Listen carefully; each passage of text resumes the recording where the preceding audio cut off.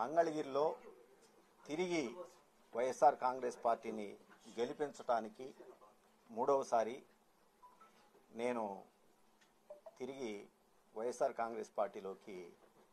జగన్మోహన్ రెడ్డి గారి దగ్గర చేరడం జరిగింది. పేదవాడు శాశ్వతంగా వాళ్ళ జీవితాల్లో సంతోషంగా ఉండాలి, పేదవాడు గొప్పవాడు కావాలి, ప్రతి మధ్యతరగతి కుటుంబంలో కూడా ఎస్సీ ఎస్టీ బీసీ మైనార్టీలందరూ కూడా వాళ్ళ జీవితాల్లో వెలుగులు నింపడానికి జగన్మోహన్ రెడ్డి గారు చేస్తున్నటువంటి కార్యక్రమాల్లో ఒక 2 నెలల కాలం పాటు నేను పక్కకు వైదొలిగినటువంటి పరిస్థితి నుంచి మళ్ళా తిరిగి ఆ జగనన్న బాటలో నడవాలి అని చెప్పేసి నేను నిశ్చయించుకొని తిరిగి రావటం జరిగింది.